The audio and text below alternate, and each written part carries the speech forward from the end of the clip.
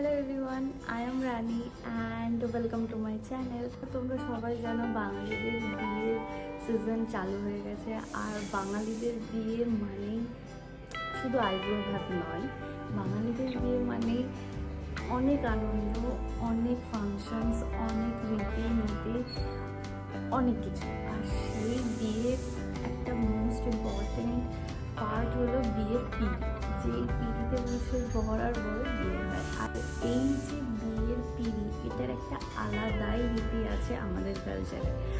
এই বিয়ের পিঁড়িটাকে সাজানোর জন্য অনেকে অনেক কিছু করে, লাইক কেউ জরির কাজ করে, কেউ এমব্রয়ডারি ওয়ার্ক করে, কেউ কালার পেন্টিং করে, কেউ হ্যান্ড পেন্টিং করে, কেউ কলকা করে। আর আজকে আমি একটা চন্দন বা কলকা নিয়ে একটা বিয়ের পিঁড়ি ডিজাইন নিয়ে এসেছি, যেটা খুবই সহজ আর খুব এলিগেন্ট। তোমরা চাইলে কোনো আর্টিস্ট ছাড়াই তোমরা নিজেরাই নিজেদের বিয়ের পিঁড়ি ডিজাইন করতে পারবে। আর আই হোপ এটা তোমাদের খুব ভালো লাগবে। আর তোমরা যারা আমার চ্যানেলে নতুন, তারা অবশ্যই চ্যানেলটি সাবস্ক্রাইব করে দাও আর বেল নোটিফিকেশনটাকে ক্লিক করে দাও, যাতে নতুন নতুন আপডেটস খুব তাড়াতাড়ি তোমরা পেয়ে যাও। আই হোপ ভিডিওটি তোমাদের ভালো লাগবে, তোমাদের হেল্পফুল হবে। তোমাদের যাদের বিয়ে তোমরা চাও তোমাদের বিয়েতে তোমাদের নিজেরা কিছু করবে, নিজেদের কিছু আর্ট ওয়ার্ক রাখবে, তাহলে তোমরা এই ভিডিওটা অবশ্যই দেখো। এটা তোমাদেরকে বহুত হেল্প করবে। তাহলে চলো আর দেরি না করে ভিডিওতে শুরু করা যাক। আমি ফার্স্টেই পিঁড়ি সাইজে একটা প্লাইবোর্ড কেটে নিয়েছি, তারপরে ওটার উপরে জল দিয়ে সেটাকে ভালো করে একটা শুকনো কাপড় দিয়ে মুছে নিয়েছি। তারপর লাল রঙের এই ফেব্রিক কালারটা আমি তুলির সাহায্যে ভালো করে ফার্স্ট লেয়ার দিয়ে নেবো পিঁড়ির ওপরে একটা বেস ক্রিয়েট করার জন্য। ফার্স্ট লেয়ারের পর আমি আরও দুটো লেয়ার অ্যাপ্লাই করে নেবো, যাতে রঙটা ভালো করে বসে যায় আর এর উপরে আমি সুন্দরভাবে কাজটা করতে পারি। আর তোমরা অবশ্যই রঙটাকে ভালো করে গুলিয়ে নেবে, না হলে না শুকিয়ে যাবে আর ইভেনলি রঙটা স্প্রেড হবে না।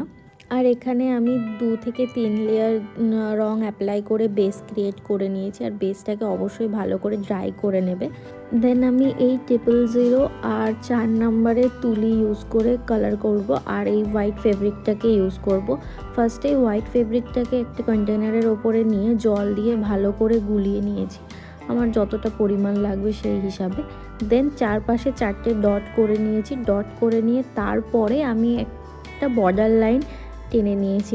ফার্স্টে হালকা করে বর্ডার লাইন টেনে সেটাকে তারপরে বোল্ড করে করতে হবে, যাতে রঙটা ভালো করে পপ আউট হয়। এরপর পিঁড়ির একদম মাঝ বরাবর আমি এটা পয়েন্ট আউট করে নিয়ে এরপরে আমি একটা ময়ূর কলকা করার চেষ্টা করেছি।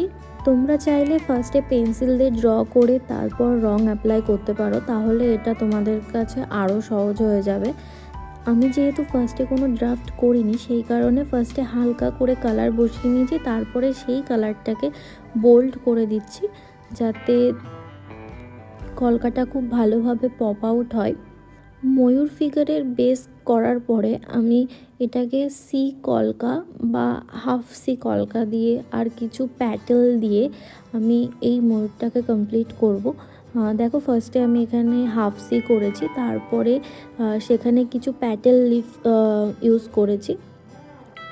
দেন আমি ওখানে একটা ছোট ছোট লিফ আর প্যাটেল সি ডট এইগুলো দিয়েই আর কি ময়ূরটাকে করার চেষ্টা করেছি।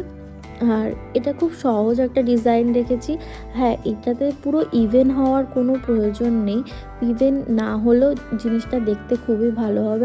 আর আমারও পুরো স্ট্রোকগুলো ইভেন আসেনি, তার কারণ আমি যে রঙটা ইউজ করেছি ওটা কোনো কারণে নষ্ট হয়ে গেছে। আর অতটা রং নষ্ট করার জন্য আমার ঠিক মন চাইছিল না, সেই জন্য যাই হোক ওই রং দিয়েই আমি এই কলকাটা করেছি। দেখো এন্ড রেজাল্ট একেবারে খারাপ আসবে না, এন্ড রেজাল্টটা সত্যি খুবই ভালো আসবে, যেটা দেখতে তোমাদেরও ভালো লাগবে। আফটার দ্যাট এই প্যাটেলগুলো দিয়ে আমি পুরো ময়ূরটাকে কমপ্লিট করে নিয়েছি। সো পিঁড়ি ডিজাইনের যে মেইন কলকাটা ছিল সেটা কমপ্লিট হয়ে গেছে। আই হোপ ডিজাইনটা তোমাদের ভালো লেগেছে। দেন আমরা পিঁড়িটাকে একটু সাইড করে নিয়ে সাইড বর্ডারগুলোকে ভরাট করবো। সাইড বর্ডারের জন্য আমি ফার্স্ট একটা রাউন্ড শেপ করে নিয়েছি, মানে 90 ডিগ্রি একটা কোণ করে নিয়েছি।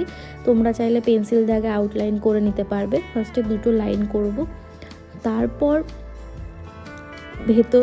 বাইরের দিকে কিছু ডট দিয়ে নেবো। ডট দিয়ে নিয়ে আমরা প্যাটেল ক্রিয়েট করব। দেখো ফার্স্টেই আমি এখানে ডট দিয়ে নিয়েছি, কতগুলো ডট লাগবে, তারপরে সেটাকে হালকা হালকা করে স্ট্রোক টেনে নিচের দিকটা সরু আর ওপরের দিকটা মোটা, এই হিসাবে আমরা প্যাটেল ক্রিয়েট করব। এইভাবে খুব সহজে তোমরা প্যাটেল ক্রিয়েট করতে পারবে।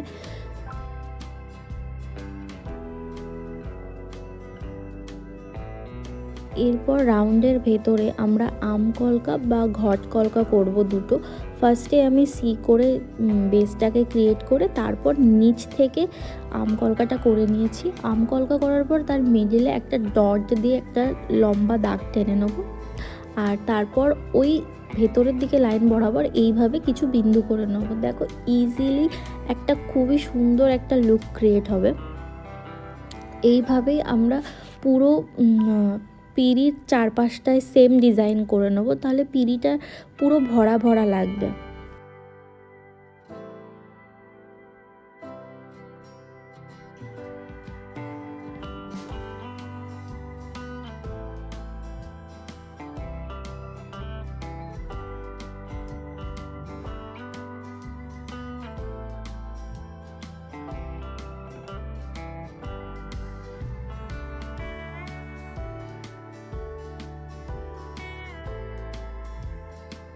এবার বর্ডার লাইনের দিক থেকে আর একটা আউটলাইন ক্রিয়েট করব, যাতে মেইন আমাদের যে পিঁড়ির লুকটা সেটা বেশি করে ফোকাস করে।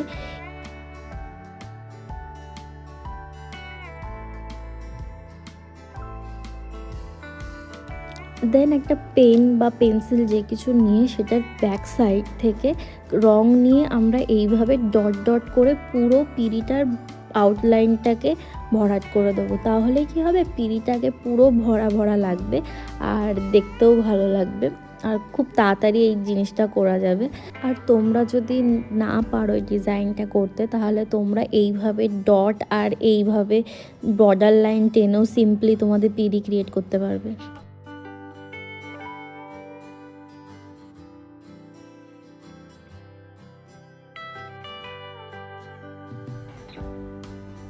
আই হোপ ভিডিওটা তোমাদের ভালো লেগেছে। যদি ভিডিওটা ভালো লেগে থাকে তাহলে লাইক আর কমেন্টে অবশ্যই তোমাদের মতামত জানিও।